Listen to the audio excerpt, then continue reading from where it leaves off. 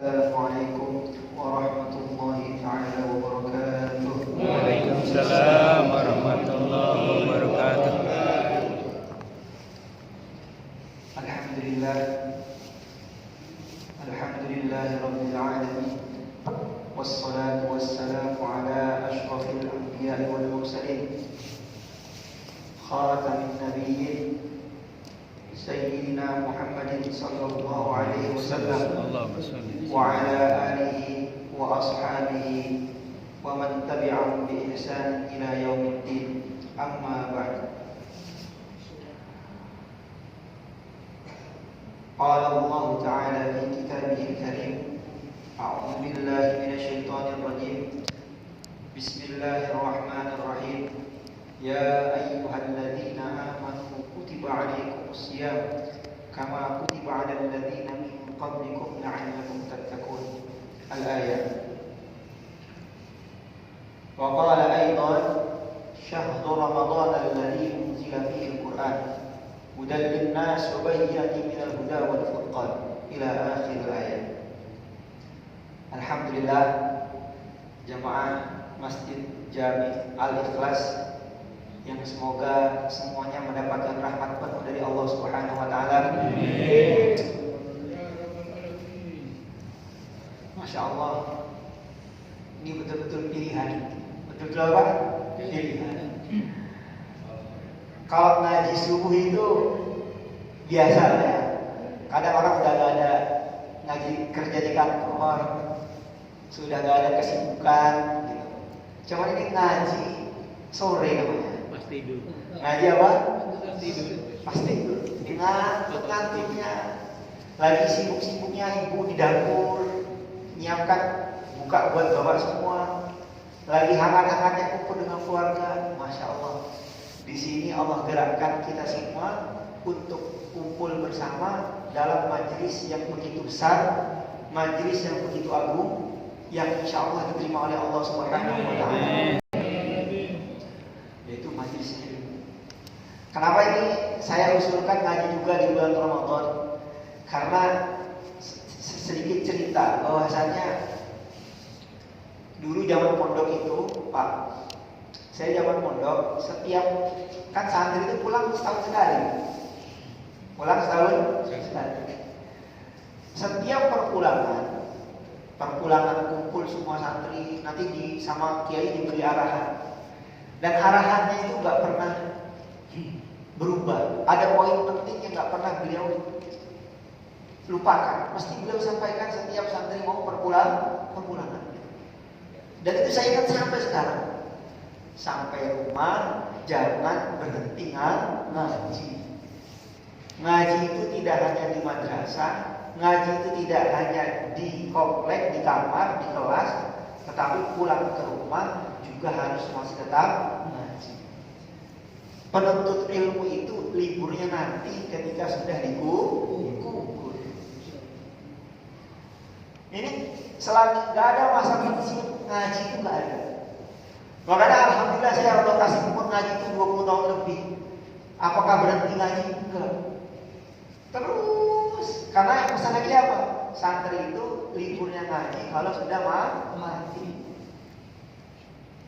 Kalau udah mati udah selesai, baru tutup buku itu.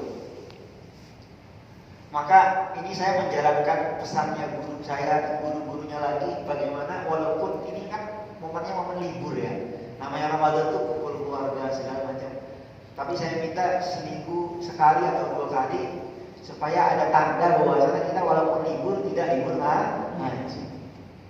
Semoga niat Bapak semua diterima oleh Allah Subhanahu wa taala. Dan kita dikumpulkan bersama orang-orang yang suka ngaji di dunia dan di akhirat.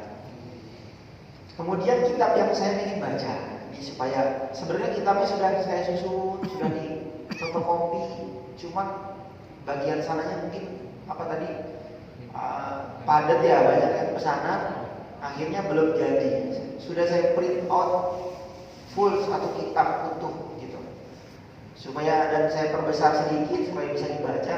Qadarullah belum jadi. Insya Allah nanti Jumat depan, hari Jumat insya Allah kita sama-sama udah pegang kitab. Setengah gundul. Setengah. Kalau saya minta tidak gundul. Jadi rata-rata kita tuh memang ada harokannya sedikit-sedikit gitu. Ada harokan sedikit, cuma kita buat agak besar sedikit. Kemudian ada harokannya sebagian gitu. Kemudian kitab yang akan kita baca di sini kitab yang sesuai dengan konteks kita pada bulan Ramadan ini, yaitu Maqasidus Shaum. Maqasid itu jamaknya qasdun. Qasdun itu artinya dalam bahasa Arab tujuan. Kemudian dijamakkan katanya menjadi maqasid, tujuan inti dari puasa. Sekarang kita memahami puasa itu tujuannya untuk apa? Kita masih melihat literatur kedokteran, masih melihat literatur orang-orang dulu puasa itu begini, kesehatan segala macam. Maka alangkah tidak sopannya apabila kita memandang tujuan puasa itu kembali kepada ahlinya yang menurunkan hukum daripada puasa, yaitu Allah Subhanahu wa Ta'ala.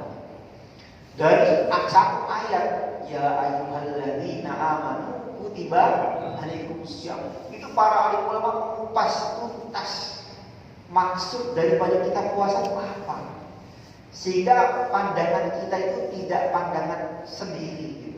Puasa itu mengartikan dengan arti, kalau saya sih puasa mah yang penting gak makan gak minum udah selesai. Kalau saya sih puasa yang penting gak ganggu orang. Maka ini semuanya punya pandangan masing-masing. Tetapi kita harus kembalikan kepada maksud tujuan puasa yang sebenarnya. Karena dalam Al-Quran itu dikatakan, Al-Fatihah itu mengatakan apa? Ihdinas siratal mustaqim. Ya Allah, tunjukkanlah atau tuntunlah saya kepada jalan yang lurus. Jalan yang lurus itu siapa? Jalan yang lurus itu seperti apa? Apakah jalannya Allah Subhanahu wa Ta'ala? Apakah jalannya Rasulullah SAW? Maka ini luas. Dilanjutkan lagi dengan ayat setelahnya. Ihdinas siratal mustaqim siratal ladzina an'amta 'alaihim. Apa itu jalan yang lurus? Yaitu jalannya orang-orang yang telah Engkau beri nikmat dunia, nikmat akhir. Siapa itu? Para nabi, para rasul, kemudian para alim ulama, para aulia. Semua itu orang-orang terdahulu yang sudah jelas kredibilitasnya di dalam pengembangan Islam. Maka gak bisa kita ngaji itu langsung, itu gak bisa. Agama saya langsung menuju Allah. Agama saya langsung menuju Allah, gak bisa. Ada tandanya. Al-Quran sendiri menyampaikan, alladzina, ya Allah jalannya orang-orang yang telah Engkau beri nikmat. Bukan ya Allah jalannya Engkau, bukan. Jalannya orang-orang yang telah Engkau beri nikmat. Minan nabi wasiddiqin wasyuhada wa hasuna ulaika rafiqa. Nah, jalannya ini. Maka puasa, sholat, zakat, semua ibadah rukun Islam itu konteksnya harus dikembalikan kepada 5 ini. Orang-orang yang telah Engkau diberi nikmat. Gak boleh ngarang. Kecuali tadi itu seperti dokter Anggunul. Udah dokter, boleh, karena tingkatnya udah bisa menyimpulkan sebuah bidang keilmuan. Misalnya dokter Andika, dokter Andika udah meneliti begitu dalam sehingga punya kesimpulan. Kecuali seperti itu. Tapi kita nih untuk urusan agama nih, apalagi saya tuh orang ecek-ecek, maka harus mengikuti ulama-ulama guru-guru kita terdahulu. Jadi kitab tadi apa? Maqasidus Shaum. Kemudian yang ngarang ini siapa? Masya Allah. Kita supaya makin takjub dengan kitab ini, kita harus kenal pengarangnya kitab ini. Jadi pengarangnya kitab ini, Pak, mohon maaf Pak, saya sekali sampaikan mohon maaf. Pengarangnya kitab ini itu baru ngaji ketika umurnya sudah tua, di atas umur 40 tahun. Baru mulai apa? Ngaji. Kenapa? Karena beliau mau ngaji itu gak punya dana, orang tuanya juga biasa aja, gak dukung, biasa saja. Sehingga beliau pengen ngaji itu sulit sekali. Beliau ketika sudah memiliki beberapa simpanan harta, ketika beliau sudah tua baru beliau mulai ngaji. Namanya Syekh Izzuddin Ibnu Abdissalam. Dijuluki oleh ulama dunia dengan Sultanul Ulama. Ini Syekh Izzuddin ini pengarangnya seluruh ulama dunia, bukan Indonesia saja, bukan Arab saja, atau bukan Mesir ya, tapi di dunia. Menjuluki beliau dengan apa? Sultanul Ulama, rajanya ahli ilmu di zaman. Saking alim. Bahkan sebagian orang mengatakan beliau ini mujtahid. Mujtahid seperti dokter itu Pak, bisa mengambil sebuah keputusan hukum dari dalil-dalil Al-Quran dan hadis. Jadi kedalaman ilmunya Masya Allah. Sudah sultan ulama, ditambah lagi mujtahid. Udah gak usah dikata ahli tafsir, ahli hadis, semua udah beliau lahap semua. Maka kitab ini kelihatannya tipis, cuma karena pengarangnya itu begitu besar sehingga ini dipakai hampir di seluruh dunia. Kemudian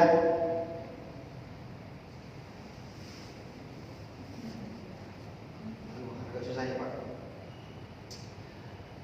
Beliau memulai kitab ini dengan membaca Bismillahirrahmanirrahim.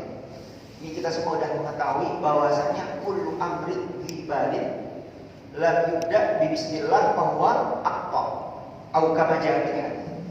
Setiap sikap kita, amal kita, perbuatan kita kok tidak dimulai dengan apa? Bismillah, maka perbuatan yang kita lakukan akan terputus kebaikannya. Akan terputus kebaikannya. Karena apa? Kebaikan itu kalau terputus, maka apa? Kita tidak akan bisa merasakan manfaatnya lebih banyak. Contohnya, contoh kebaikan yang gak putus itu seperti ini Pak. Bapak punya uang, terus Bapak investkan. Apa? Invest 1.000 rupiah misalnya. Diinvestkan. Berapa Pak? Kalau subuh itu biasanya 2.000 ya. Nah, kalau subuh diinvestkan apa? Di kotak amal 2.000. Maknanya apa? Kita masukin uang 2.000 ke kotak amal itu bukan menghilangkan uang, tapi apa? Menginvestkan harta. Kenapa? Kalau uangnya 2.000 kita beli gorengan, kita makan, habis ya? Habis. Kolesterol lagi. Nanti gorengan banyak lagi Pak, gimana? Cari yang gak ada gorengan. Maka apa gimana? Uang 2.000 kita beli gorengan, makan, habis jadi kotoran, habis tenaga paling ya malah kolesterol kata Pak Haji. Betul. Tapi uang 2.000 kita masukin kotak, terus kotak 2.000-nya sama pihak DKI Pak Andika dibelikan semen. Belikan apa? Semen. Semennya nempel di sini. Sampai ada nempel di sini. Maka selagi ini ada, pahala yang mengalir terus sampai hari kiamat. Ini namanya apa? Kebaikan yang tidak terputus. Maka kita ingin setiap ibadah kita, makan, tidur, puasa, sholat, semua, bagaimana kebaikan itu gak terputus. Caranya apa? Di antaranya mengucapkan Bismillahirrahmanirrahim. Orang itu kalau minum mengucapkan Bismillah sama tidak mengucapkan Bismillah, jauh beda. Sangat jauh beda. Contohnya begini. Kalau kita minum tanpa mengucapkan Bismillah, itu sama aja kita minum tapi nggak pulau kalau bahasa Jawa. Pulau apa ya? Permisi, punten. Kenapa? Kita bisa minum, ini ada air Pak, 1 gelas. Kita bisa minum air itu asbab kita kerja, apa itu air Allah SWT ciptakan dengan sedemikian rupa sampai masuk botol terus bisa kita minum. Pilihan dua, kita buat sendiri apa Allah kirim? Jawabnya apa? Kirim. Allah. Coba cari makhluk di dunia ini yang bisa menciptakan air. Gak ada. Gak ada makhluk di dunia ini yang bisa menciptakan air. Maknanya apa? Kita minum satu gelas terus tidak mengucapkan apa? Bismillah. Tandanya kita tidak berterima kasih, lupa bahwasanya ini air yang kasih adalah. Sama dengan ngaji. Kok ngaji gak? Awalnya gak baca apa? Bismillah. Kita merasa saya ini ngaji karena saya pintar. Saya ini ngaji karena saya semangat. Tapi lupa bahwasanya yang beri semangat, yang beri pintar adalah. Maka orang ibadah apapun tidak mengucapkan bismillah, maka kebaikannya, keberkahannya akan terputus. Biasakan apa-apa bismillah. Saya punya guru saya itu ini ada terkaitan dengan bismillah. Guru saya itu tidak melakukan sebuah tindakan namanya Romo Kiai Mahmud. Tidak melakukan semua tindakan kecuali sebelumnya pasti istikharah. Pasti apa? Istikharah. Ini biar sholat mau pindah dari masjid sini ke sana, beliau doa. Kalau nggak beliau sholat, minta petunjuk. Mau beli tanah, mau ngawinin anak, mau apa, semua. Mau santrinya mau ditambah apa enggak, sebelum istighfar. Akhirnya apa? Masya Allah, santrinya Pak, yang tadi cuma 700, sekarang udah 50.000. Berapa tadi ya? 50 dari berapa? 700. Kata beliau apa? Ini barokahnya istighfar. Apa itu istighfar? Kita menaikkan seluruh hajat kita, seluruh ibadah kita atas petunjuk dari ini Pak Andika, kita semua kepala keluarga. Maka kebijakan yang kita buat jangan sampai berlepas dari campur tangannya Allah. Maknanya apa? Minta petunjuk kepada kalau mau berkah, kalau mau kebaikannya terus sebenarnya ada banyak cerita istiqoroh Pak, teman nanti habis itu. Kemudian wasallallahu ala sayyidina Muhammadin wa ala alihi wa sallama taslima. Ini enggak usah diartikan ya. Terus qala berkata.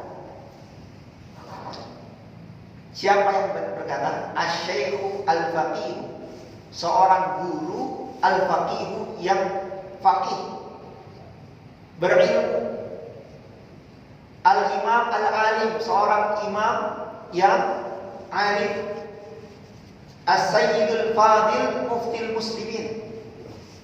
Ini gelar beliau semua nih. Kalau doktor, profesor, apa lagi Pak? Apa sih ada lagi ya Pak tambahannya?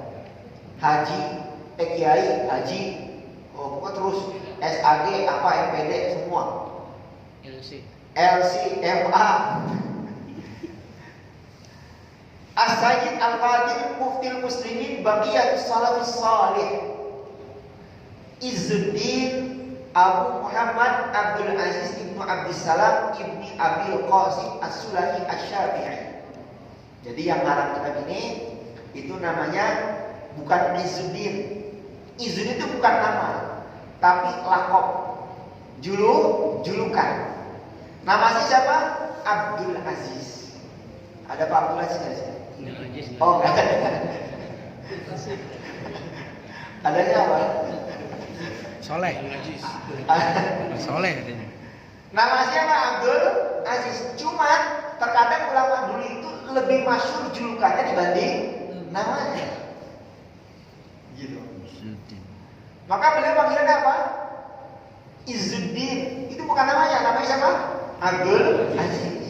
Cuman karena beliau itu keilmuannya membuat Islam itu semakin tinggi namanya, semakin meluas, makin dipandang oleh dunia. Maka beliau katakan Izzuddin, orang-orang yang memuliakan agama sebab keilmuannya. Kemudian beliau bermadzhab Asy-Syafi'i. Hafizahullah wa abqa wa radhiyallahu anhu wa arda bimannihi wa karamihi. Kitab shaum, bab kitab menjelaskan bab puasa. Wa fihi asyratu fusulin, dan di dalam kitab ini terdapat 10 fasal atau 10 bagian. Insyaallah kita akan pelan-pelan telah. Mudah-mudahan sebelum Ramadan selesai. Sebelum Idul Fitri ya. Berarti 2 kali 4 8 ya. Wallahu a'lam. Al-faslul awal, fasal yang pertama. Fi wujubihi. Nah, pasal pertama menjelaskan apa? Fi wujubihi, menjelaskan hukum kewajibannya puasa. Kenapa kita itu diwajibkan puasa? Asal usulnya bagaimana? Maka beliau mengutip satu ayat yang sudah kita baca semua tadi. Qala Allah Ta'ala wa azza wa jalla, ya ayyuhalladzina amanu kutiba 'alaikumus syiyam kama kutiba 'alal ladzina min qablikum la'allakum tattaqun. Maknahu, kata beliau, la'allakum tattaquna an-nara bisawmi fa inna sawmahu sababun li ghufranil dzunub al-mujibati lin-nar. Beliau mengatakan, ya ayyuhalladzina amanu kutiba 'alaikumus syiyam. Wahai orang-orang yang beriman. Di dalam Al-Qur'an itu yang sering keluar 2. Ya ayyuhan nas, yang kedua ya ayyuhalladzina. Ya ayyuhalladzina amanu dalam Al-Qur'an kurang lebih disebutkan 93. Seluruh Al-Quran ada 93. Ya ayyuhan nas di bawahnya sekitar 30-an, enggak terlalu banyak. Khusus puasa, beliau Allah Subhanahu wa taala memberikan kata-kata ya ayyuhalladzina amanu, wahai orang-orang yang beriman. Maknanya apa? Para alim ulama mengatakan di antara hubungan orang itu bisa puasa adalah menurut kadar keimanan masing-masing. Orang itu nggak bisa puasa tanpa keimanan yang cukup. Pak, saya tiap hari iman saya perasaan biasa aja, tapi saya bisa puasa kok. Maka beliau mengatakan, ya ayyuhalladzina amanu, karena iman itu ada tingkatannya, maka puasa pun ada tingkatannya. Kalau puasa kita bangun, sahur, kemudian nahan lapar, nahan haus, terus buka. Itu puasa kita. Namanya apa? Puasanya orang yang beriman, tapi puasa yang disebut ibadah. Apa? Puasa yang disebut apa? Ibadah. Ini tingkatan puasa kita nih. Puasa apa? Ibadah. Cuma sebenarnya saya mau tambahin, Pak. Ada di bawahnya puasa ibadah. Ini karena hubungan dengan iman. Ada di bawahnya ibadah. Apa? Orang puasa tapi bukan karena ibadah, tapi karena gak enak orang lain puasa. Ini di bawahnya apa? Ibadah. Gak puasa gak enak karena anaknya puasa. Kenapa? Tujuannya puasa bukan karena ibadah, tapi karena gak enak. Di kantor dibuat peraturan khusus bulan Ramadan semua karyawan harus puasa, mengikuti peraturan kantor. Berarti apa? Puasanya karena peraturan kantor. Dan ini tidak mendapatkan pahala sama sekali. Puasanya gugur, tapi pahalanya nol. Ini tingkat puasa paling apa? Paling rendah. Di bawahnya itu nggak puasa. Ini orang udah lumayan, dia menggugurkan kewajiban. Nanti di akhirat udah selesai, dia nggak punya hubungan apa-apa. Tapi ini paling rendah, pahalanya berapa? Nol. Kenapa? Puasanya karena nggak enak sama tetangga, nggak enak sama anak, karena peraturan kan. Nah di atasnya ini baru namanya puasa ibadah.